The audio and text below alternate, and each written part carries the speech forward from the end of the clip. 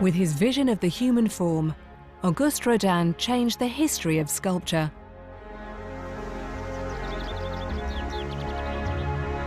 His was a free and daring vision that his era was not yet ready to accept. Rodin was the greatest sculptor of his time. He was also the most criticized at every level, at the aesthetic level, at the moral level, at the political level. Cette douleur d'avoir été rejeté. This pain of rejection would make him find another path, would make him invent.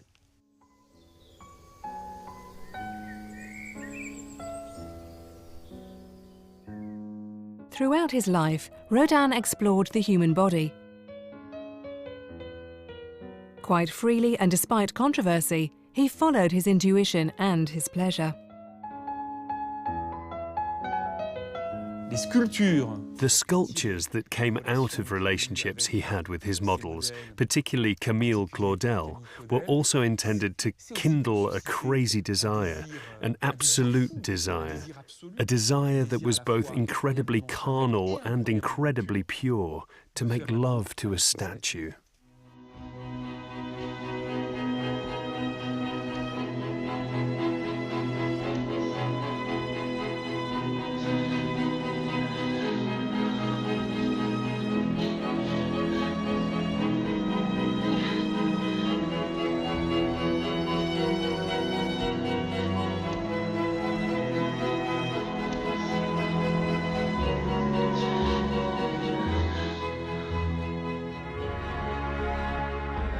Behind each of his works, there was a scandal or a controversy. But Rodin believed in his destiny and never deviated from his goal, to place his name alongside the greatest sculptors of all time.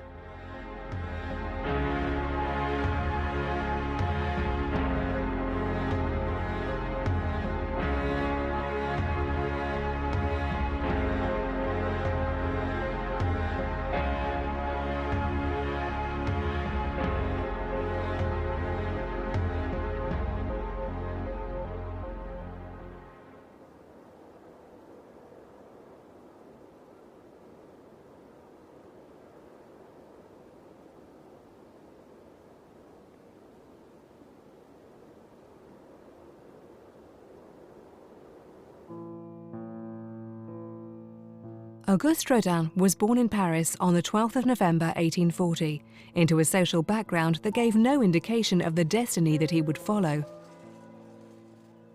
In his childhood, he lived in a working-class neighborhood between the Rue Mouffetard and the Gobelins. It was one of relative poverty rather than destitution.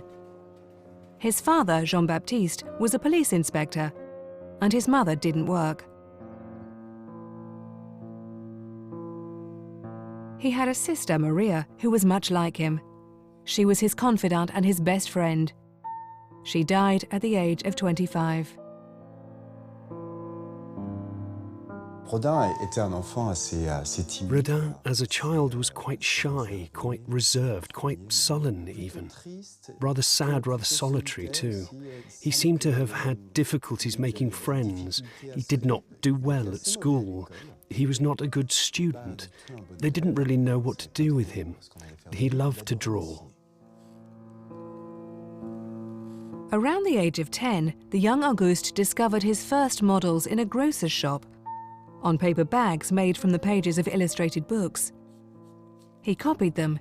He had found his vocation.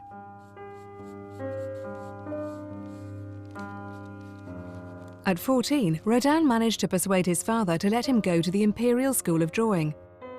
It was free and known as the Small School to differentiate it from the Great School, the School of Fine Arts.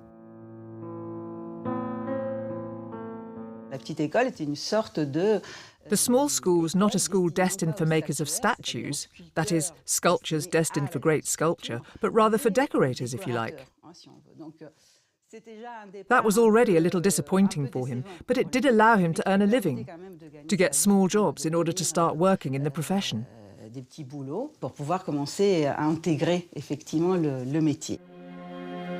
Rodin said that he discovered the existence of sculpture by chance. One day, when opening the door of the modelling room, he saw some students kneading clay. It was a revelation to him. When I saw clay for the first time, I felt as if I had gone to heaven. At first, I made separate pieces, some arms, some heads, or some feet. And then I started on the whole figure. All at once I understood it all. I did it as easily then as I do it today. I was delighted. From the age of 16, he had one ambition. He already saw himself as a sort of modern Michelangelo. We have letters exchanged with his friend Léon Fouquet, who wrote to him saying, "Do you remember the question you used to ask me? What would you rather have, 20 years of happiness or 10 years of fame?" Léon Fouquet, his best friend when he was at the small school, reminded him of his youthful dreams in this letter. Rodin said, Michelangelo and Raphael are great names, but one can get close to them. Then we were in the illusions of another world. Now we can see the heavens open, allowing crowns to fall. At 17 years old, Auguste Rodin was sure of his vocation and of his talent. He felt ready to face the entrance exam for the Fine Arts School. The best teachers of the Second Empire were there. It was the best starting point for a career in sculpture.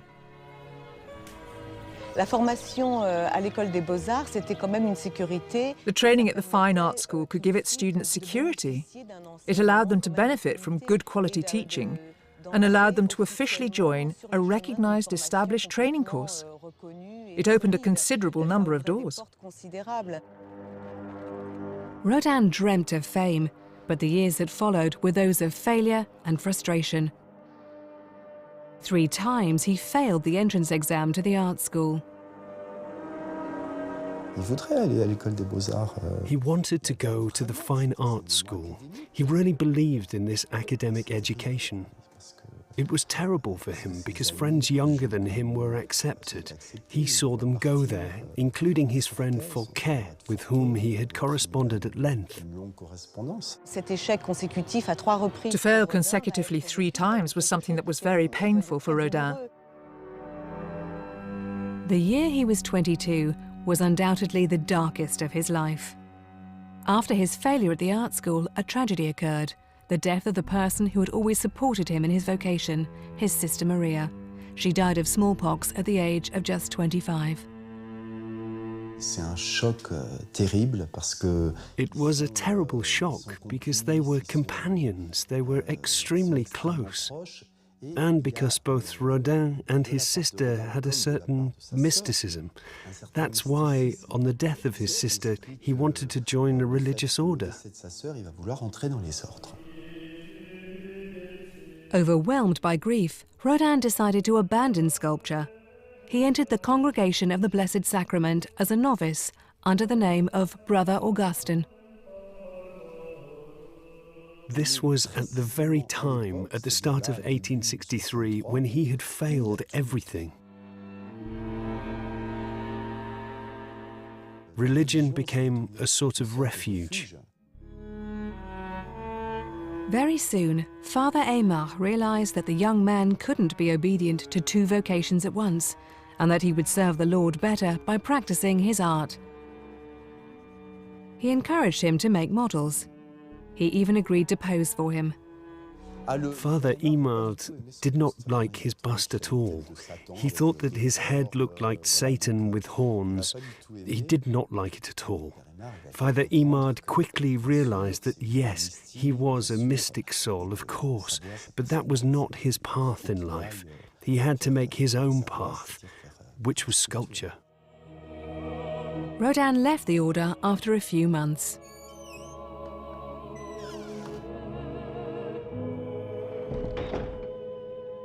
He then had to earn his living. He was 23 years old. Without going to art school, it was impossible to make his name and earn a living from sculpture. He started working for other people as a craftsman. This drudgery was a long way from his dreams of fame. Haussmann's Paris was in the process of transformation, and Rodin worked as a decorator on public buildings. It was the start of years of struggle and drifting between studios. Rodin led a double life. In the daytime, he worked for others on sites, and in the evenings, he modelled for himself. Les débuts de Rodin sont marqués par une relative solitude. Rodin's beginnings were marked by relative solitude. That is to say, he lived in relative poverty. He worked in a studio that was quite dark most of the time, in which, when working with clay, damp cloths are often needed to maintain its humidity. Humidity has detrimental effects on health. It causes rheumatism. Then there's dust. Marble dust when it's used, the earth under one's feet. And that is the reality of the artist's condition. A condition which is often quite unpleasant. This period of his working life was to last 20 years. 2 decades in the service of other people, living in obscurity and remaining quite unknown in the world of the arts. At the age of 24, he met Rose Beret. She was 20 years old, a shy, almost illiterate seamstress who lived in his neighborhood. She was to be his faithful and devoted companion throughout his life. After the war against Prussia and defeat in 1871, Rodin moved to Belgium. He was 31. There too he worked on public monuments. He decorated the stock exchange in Brussels. He also executed some caryatids on Boulevard Ansbach.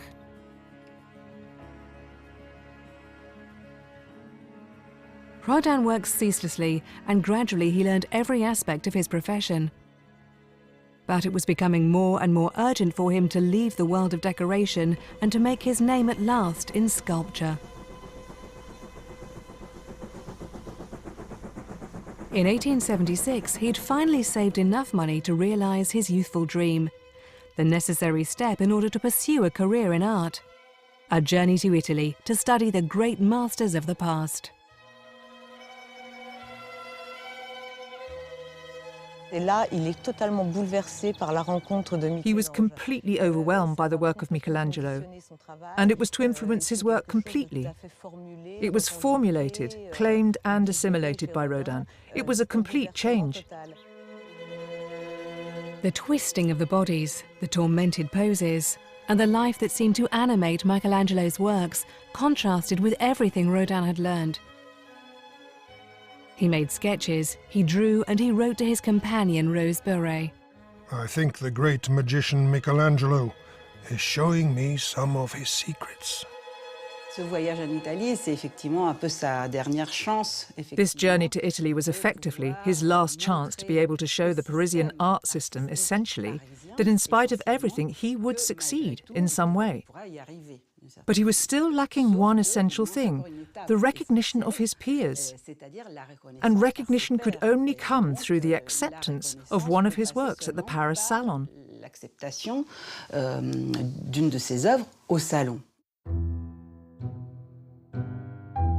On his return from his trip, steeped in Michelangelo's influence, Rodin felt ready to make his first large statue, which would at last gain him recognition in the art world. His model was a soldier who posed for him regularly over an 18-month period. At the age of 37, Rodin presented his statue in Brussels. The Age of Bronze was ready to face the critics. They were not disappointed.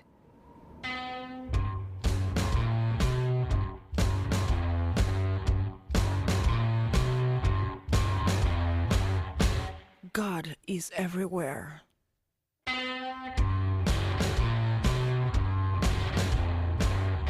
Under a woman's skirt and inside a man's pants.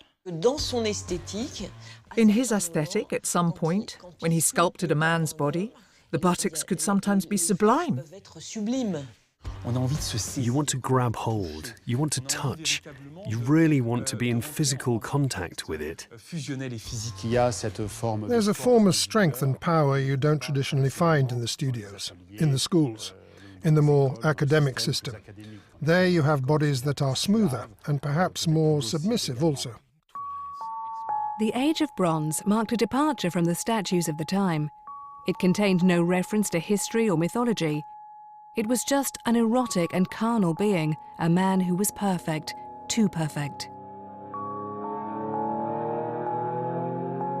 L'œuvre est magnifique, elle est reconnue comme telle. The work was magnificent and recognized as such, but that was turned against him.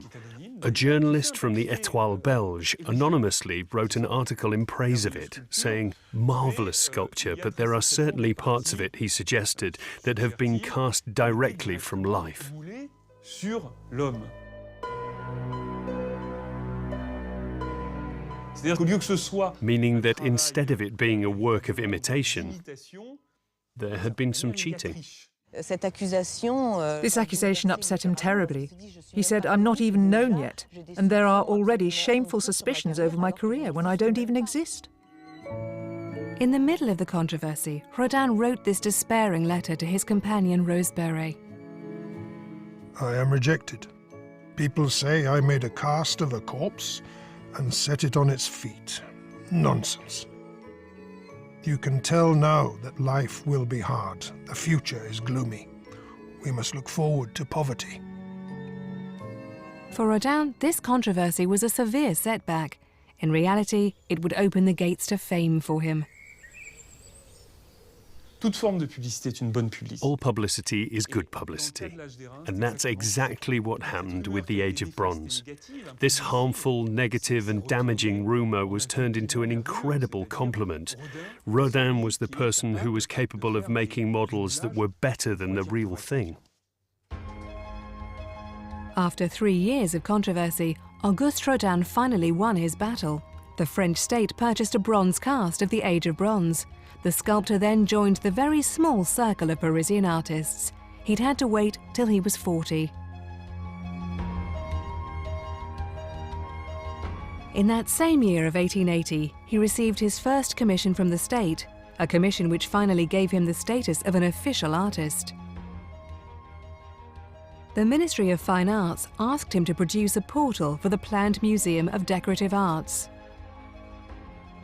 It was to represent Dante's Divine Comedy.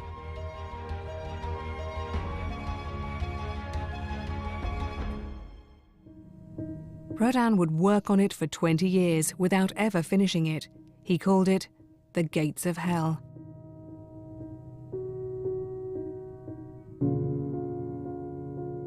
Rodin concevant cette porte qui était prévue pour le musée des Arts. When Rodin planned this portal for the Museum of Decorative Arts, he imagined an absolutely crazy array of sculptures.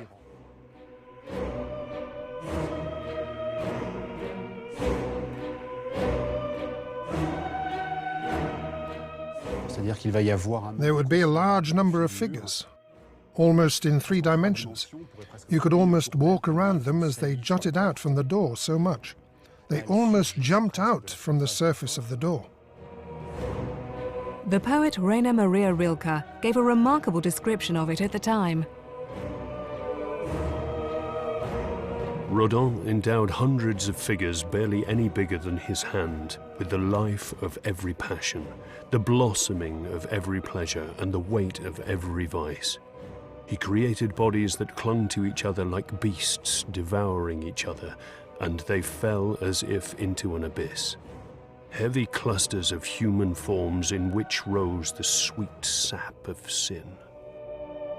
Rodin, d'une certaine manière, montre Rodin, in a way, showed a certain liking for human weaknesses. He saw a certain truth in them in spite of their darker side. malgré ce côté très sombre. La porte de l'enfer de Rodin's Gates of Hell marked a turning point in his career, in that it was a sort of resume of all his work, if I can put it like that. The Gates of Hell was never completely finished. How, in the front of such unbridled humanity, in front of the Gates of Hell, could one finally bring it to completion? It's a very complex thing, actually, to have to stop. Would you be considering the work finished if you moved on to something else? Perhaps not. The Gates of Hell was a sort of vast ocean which Rodin dipped his toes into endlessly. The constantly changing portal would include over 200 characters, faces and figures that would mark the history of art forever. like the Thinker. It represented Dante himself leaning over the circles of hell. The Thinker was to be taken out of the portal and reproduced in monumental form. It would become one of the best-known sculptures of all time.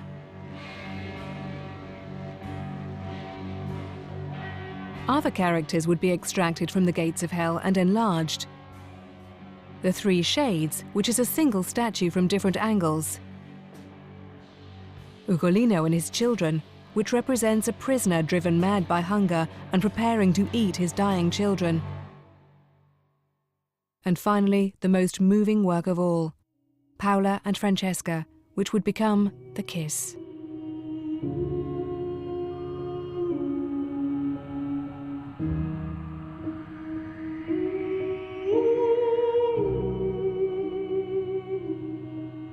The Kiss was inspired by a meeting worthy of a great novel, that of Auguste Rodin and Camille Claudel. In 1893, Camille was only just 19 years old, but she was already very talented. Rodin was looking for new collaborators to work on the Gates of Hell, so he agreed to take on the young artist.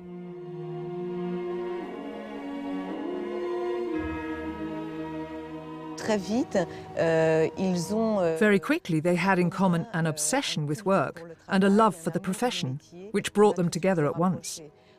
From the start, Camille Claudel was part pupil, part collaborator, and she very quickly became Rodin's muse. Camille Claudel showed a freedom of spirit and a talent that impressed Rodin. He welcomed her into his studio. The young girl was to change the sculptor's view of women. From that time on, they would take a dominant place in his work.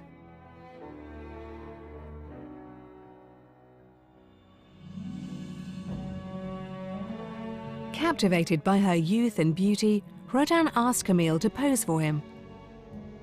Her face and her body gave form to Rodin's most sensual works.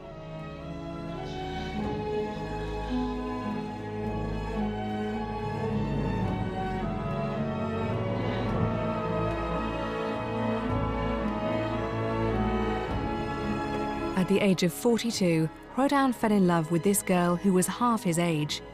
He became her lover, and in the first years of their union, it was Camille who had perfect control over her feelings and made her teacher suffer.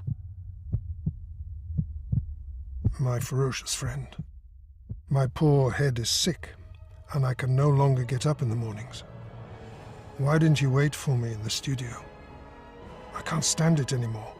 I can't stand another day without seeing you, or I'll go mad. It's over. I can't work anymore, you deprived goddess. And yet I love you, passionately.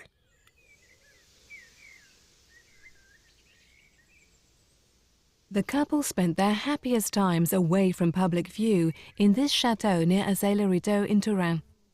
Abandoning his official companion, Rose Beuret, Rodin joined Camille there for 3 summers running.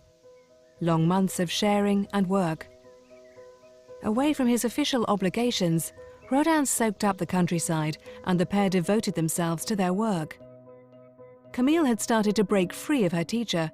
She made her own sculptures, like the bust of the little Chatelain, executed at the Château de l'Islette. From 1885, for a period of over 10 years, the works of Rodin and Claudel flourished mainly because of their relationship. The couple, their pleasures or their suffering, was at the heart of their sculptures.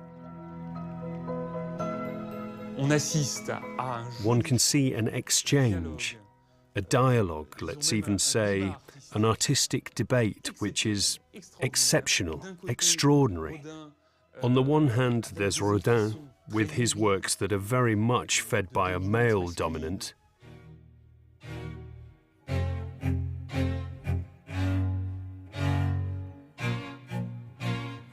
And in Claudel, there's a sensitivity, a fragility, an energy.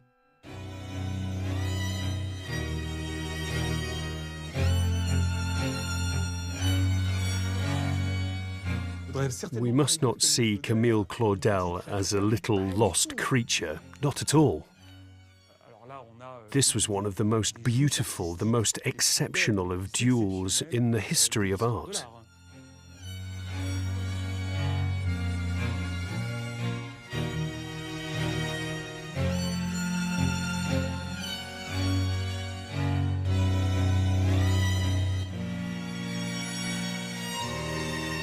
Lorsqu'on vit une histoire d'amour passionnel, When you experience a passionate love affair, it has an impact. You retain in yourself, in your unconscious, when you're an artist and an artist of talent, the memory of the passion, the memory of the embraces, the memory of the emotion, the memory of the frustration and the pain. It all stays within you. Obviously, this was the most newsworthy, the best known, the sweetest of Rodin's love affairs. But I think it clearly affected his work. It cannot be otherwise.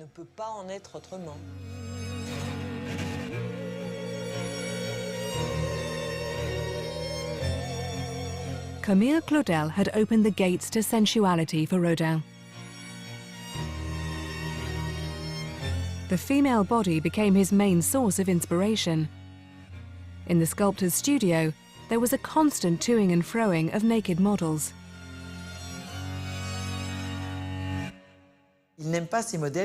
He didn't like models that struck conventional, systematic poses, that went from studio to studio, always taking up the same pose. He asked them to walk about, to move, to comb their hair, to sit down.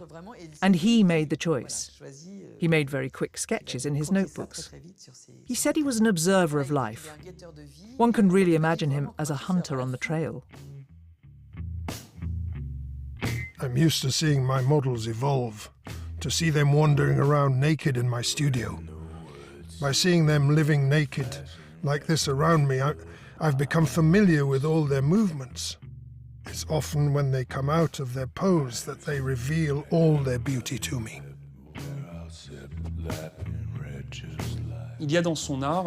In his art, there's a permanent attraction for the life energy expressed in sexuality, voluptuousness and eroticism.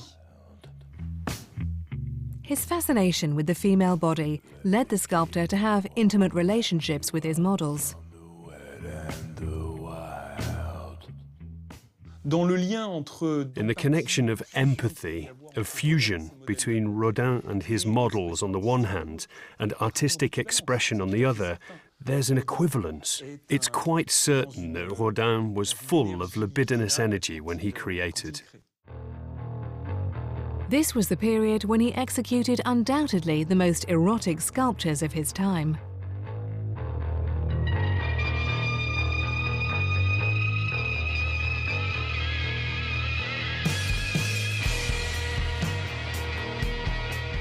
The postures are often a bit complicated.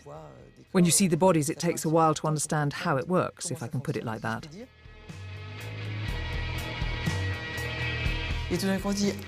And then suddenly you say, oh yes, I see now.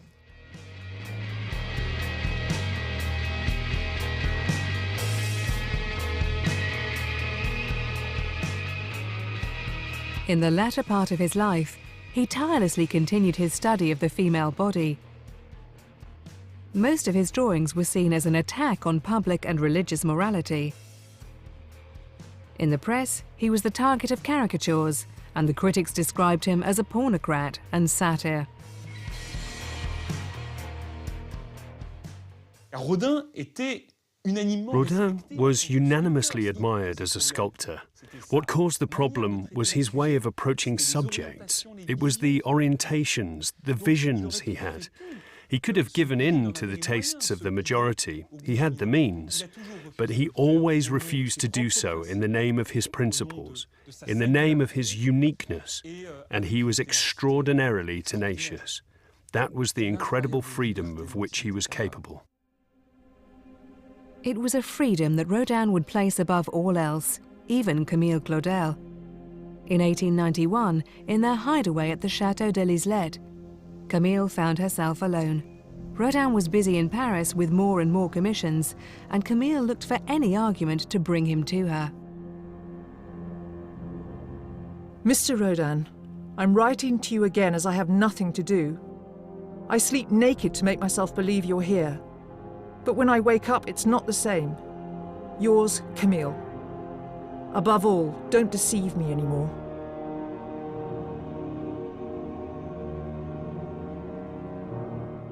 As Rodin became a famous sculptor, Camille found it increasingly difficult to remain in his shadow. She couldn't bear being presented as the master's pupil, and she knew her lover would never leave Rose Beuret, his long-term companion. Camille broke up with Rodin for good 12 years after their meeting. She was to portray their breakup in one of her most dramatic sculptures, The Mature Age. A woman on her knees, begging and humiliated, herself, and a mature man who hesitates and is seized by an awful creature. That was Rodin resigning himself to Rose Beuret. By leaving Rodin, Camille lost everything. She shut herself away and over the years sank into paranoia and madness. Disintegration for Camille. But accolades for Rodin. At the age of 53, he was a publicly recognized sculptor. He was achieving the fame he had always dreamt of. He left his modest lodgings in Paris to live with Rose Beuret on the plateau of Meudon. He was to remain there until his death.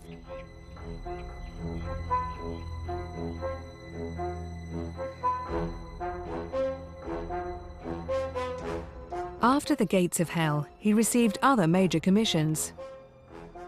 The council of the city of Calais asked him to produce a monument recalling a prestigious moment in its history. Rodin designed the Burghers of Calais, a work which would once again cause much controversy. Why did it cause so much trouble? Because when Rodin presented his work in 1895, the committee and the people of Calais themselves were a little disturbed by the way Rodin treated heroism. Among these burghers of Calais, there is indeed one person who's very dignified, who's going to meet his fate with resolve, bravely and courageously. But there's another one who's holding his head and seems to be in despair, another who's dazed, etc., etc.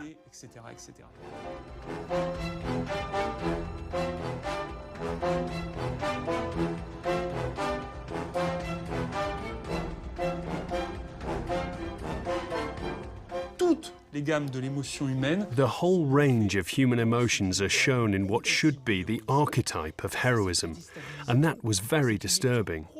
It was a totally new interpretation of monumental sculpture, official sculpture, and Republican sculpture, commemorating the great moments of French history. The more he aged, the more Rodin ignored the rules of official statuary. And it was with a scandal that he once again demonstrated his freedom. The journalists at the time called it the Balzac scandal. In 1891, Émile Zola, then president of the Society of Men of Letters, commissioned a monumental statue of Honoré de Balzac from Rodin. He was given 18 months for the task, but he was to take 7 years to complete it. In order to understand the character of the novelist, Rodin immersed himself in his world. He went to Turin and surveyed the landscapes that inspired Balzac's books. He even managed to find a man of the same build and with the same features as Balzac, a carter who posed for him at the Château de l'Islette. Over the 7 years, Rodin portrayed Balzac in an infinite number of variations. In order to get the writer's silhouette right, he found his former tailor. He ordered a made-to-measure dressing gown in order to mold it in plaster.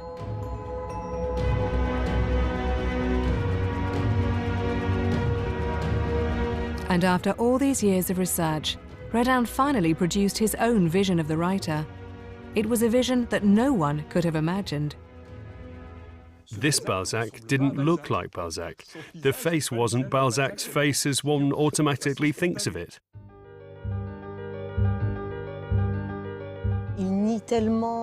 He totally rejected the conventions of public statuary. He rejected the way of identifying him as a man of letters using a pen, or the slightest resemblance to him. Rodin moved right away from that. Rodin, ça ne l'intéresse pas d'être Rodin wasn't interested in being accurate with regard to Balzac, in making the best representation of the writer. He simply wanted to grasp an idea of Balzac, but also of Balzac's literature, of the great man, almost.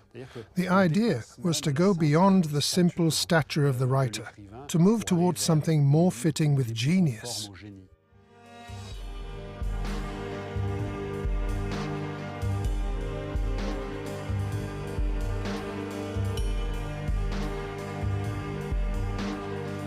My Balzac, in his pose and his gaze, makes one imagine the environment around him where he walks, where he lives, where he thinks. He's not separated from what's around him. He's like a real living being. Rodin had no doubts about his Balzac. All that now remained was to present it to the exasperated people who had been waiting 7 years. When it was presented to the Society of the Men of Letters, the Society said, no, it's impossible. We can't accept it. It does not correspond to our wishes. The jury considered there to be something irreverent about it. It was badly made, badly sculptured. It was a failure. What would be the reaction of the public who were impatient to see this work that everyone was talking about without ever having seen? At the Salon of 1898, the greatest sculptors of the time were exhibiting. But the only statue that grabbed the public's attention was the Balzac. There was an absolutely colossal scandal. On the one hand, one has to understand the aesthetic scandal. The aesthetic scandal being, what is this work that looks like nothing on earth? A stunted creature, a polar bear. All this vocabulary poured out in the press to say that the work was terrible. Nobody understood. He was insulted by everyone. They said it was a monolith, it was misshapen, a penguin.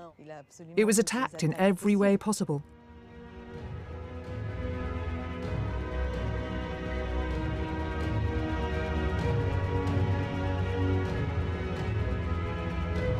Journalists and caricaturists had a field day with Balzac. The Society of Men of Letters refused to pay Rodin, and in spite of the support of the freer spirits of the time, like Monet or Anatole France, Rodin withdrew the statue and had it transported to his garden in Meudon. Certain that future generations would realize he was right, he said, This work that has been laughed at and scorned because people could destroy it is the summing up of my whole life. It's the very center point of my aestheticism. From the day I conceived it, I've been a new man.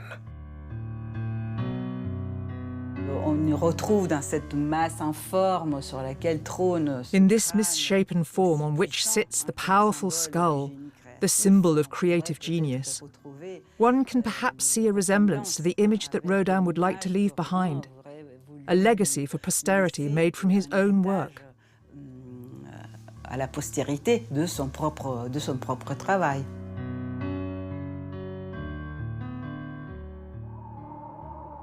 Rodin had never been so daring.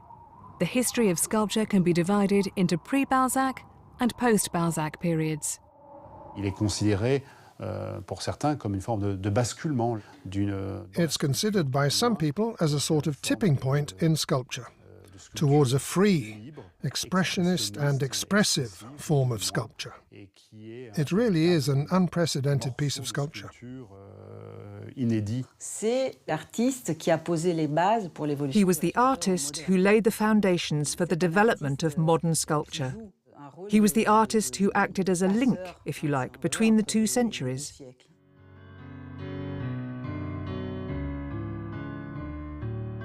With his Balzac, Rodin literally opened the doors to the 20th century.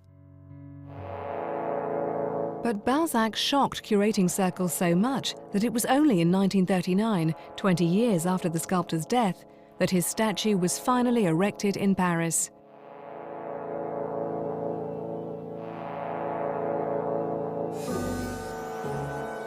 In the early part of his career, Rodin had done his utmost to copy his models, to imitate them perfectly in order to make his sculptures as realistic and alive as possible. Gradually, as he experimented, he would simplify their forms more and more, moving towards a stripped-down sculpture with everything superfluous removed. Unlike the preceding generations, who considered sculpture as a profession that came out of a form of illusionism, of naturalism, moving towards the perfection of the smooth, polished, finished work, Rodin broke with that aesthetic. He considered that a part could contain the whole. A ruin can contain the building. A fragment can be enough to convey the entire beauty of the work. To him, a hand, an arm or a foot could be a work in itself. That was totally new. And it's true, in his exhibitions he would present hands on a base that he had made to allow them to stand up in order to show that the hand itself was the work.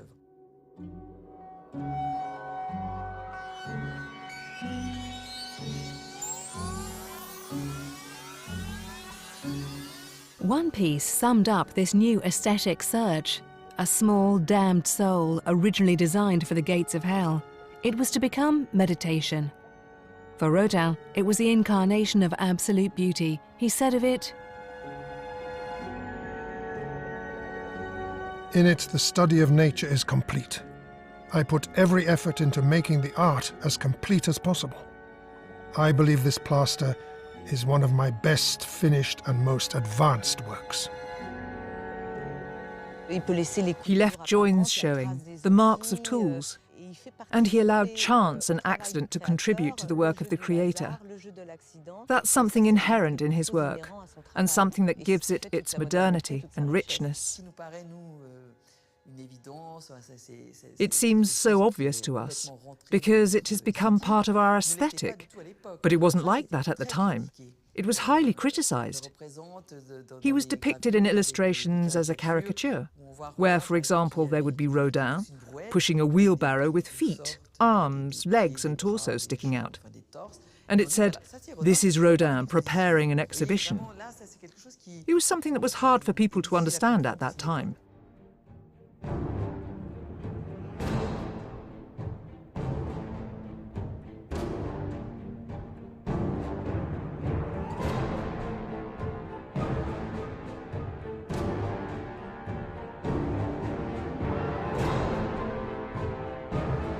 But no criticism was going to divert Rodin from his trajectory towards fame.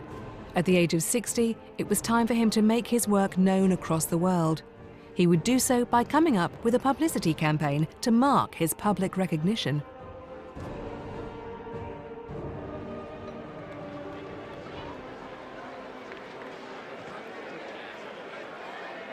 In 1900, Paris held the World Fair.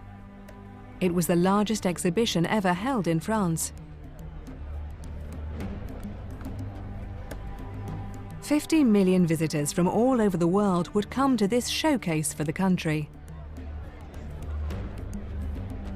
Rodin realized that the fair in 1900 would highlight the scientific, industrial, and artistic achievements of the 19th century. As a good strategist, he decided to use this unique event to make the headlines once again. Rodin décide à ce moment-là d'exposer, de profiter. At that point, Rodin decided to exhibit, to take advantage of the World Fair to put on a solo exhibition outside but very close to the World Fair itself. He joined forces with bankers to get sponsorship for the project and to have a small pavilion built. And he exhibited over 100 of his works, drawings, photographs of his work, etc. For the first time, Rodin was to stage all of his work and exhibit it before the eyes of the whole world.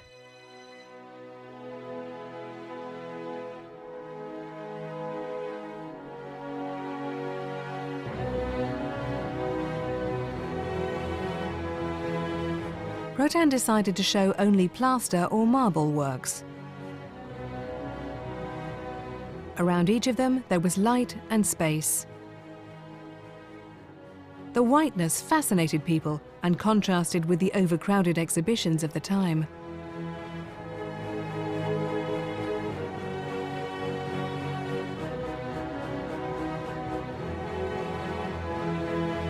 His life's work as a kind of revenge on those who had never understood it.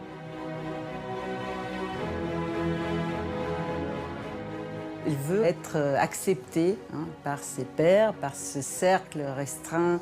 He wanted to be accepted by his peers, by the small circle that made up Parisian culture, the people who had rejected him at the start, at the beginning of his career.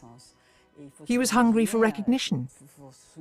You have to remember the journey he had as a young sculptor, quite destitute, with no money, from a modest background. For Rodin, this was also about the success of his entire life. Une réussite de toute une vie.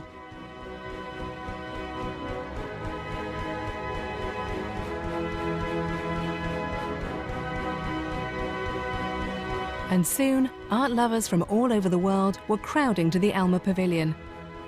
Politicians, artists, writers, collectors all visited and made purchases. Around 10 museums gave him commissions. Rodin's gamble had paid off. Il y a un avant et un après 1900. There's a before and after 1900. His career changed completely. Rodin was solicited by many people from across the world who wanted to commission their portrait from him. Rich American and British women wanted their portrait done by Rodin. C'est infernal. It was crazy. He was there, he had all these commissions, he was recognized everywhere. Everyone who went to Paris went to see him. He was everywhere. After the exhibition, Rodin had the Alma Pavilion rebuilt on his estate in Meudon.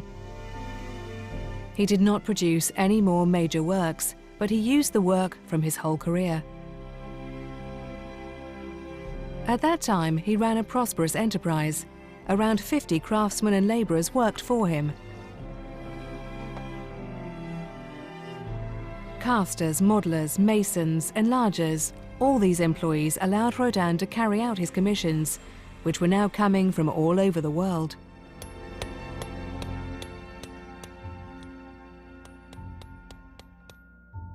The progress was exponential. At the turn of the century, Rodin was the most courted artist in the world. In fact, the question of the distribution and commercial strategy of his work was crucial. He was very aware of that, and from that point of view, he was an extremely modern artist. He exhibited in Italy, he exhibited in England, he exhibited in Germany, he exhibited in the USA, and one could effectively follow his works from here to there in the different neighbouring countries. From 1900, Rodin exchanged his work clothes more and more often for a top hat. At the age of 63, he was made a commander of the Legion of Honor. He associated with famous people and was invited all over Europe. He constantly attended banquets or society dinners. Courted by his wealthy admirers, Rodin increased the number of his conquests and mistresses. The man of the people had finally gained esteem and honours. But in order to mark the history of art forever, he had to fight one more battle.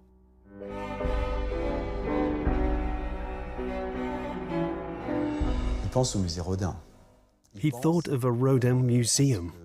He thought about his work being widely distributed. He thought about his posterity. He thought about his posterity. That was something that really preoccupied him a lot in his later years. He designed this museum at the Hotel Biron. The Hotel Biron, with its large windows overlooking a huge garden in the middle of Paris, very close to the Invalides. Having fallen in love with the place, Rodin rented several rooms there. That was where he drew and received admirers, journalists and dealers, in large, well-lit rooms. It was the ideal place to show his life's work to best advantage.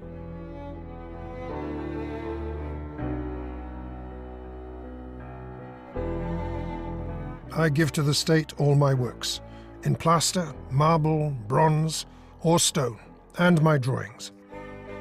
as well as the collections of antiquities, which I've been happy to assemble for the education of artists and workers. I ask the state to keep all these collections at the Hotel Biron, which will be the Rodin Museum, allowing me to reside there for the rest of my life. After several years of struggle with the administration, the old sculptor's tenacity finally bore fruit. In 1916, in the middle of the war, the National Assembly voted to establish the Rodin Museum at the Hotel Biron. One by one, he had brought together all the elements to pass into posterity. He was also creating his legend. That was very important.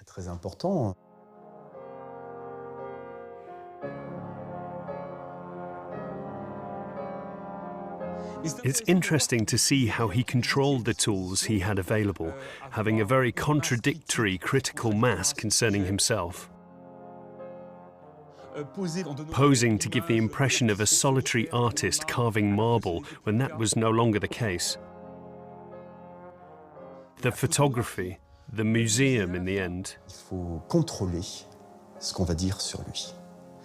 He had to control what was said about him, and that could even mean rewriting things somewhat.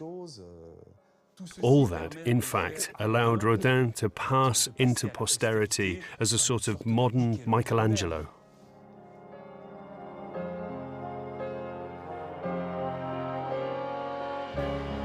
Rodin died in his bed at the age of 77 from pulmonary congestion.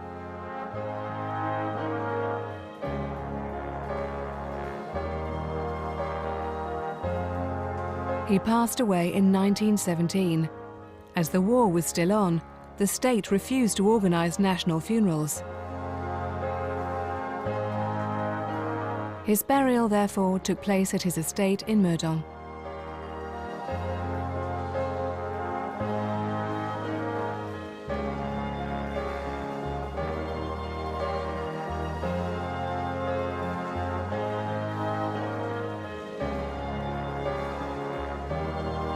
He wanted to be buried at the foot of the thinker, his most universal figure.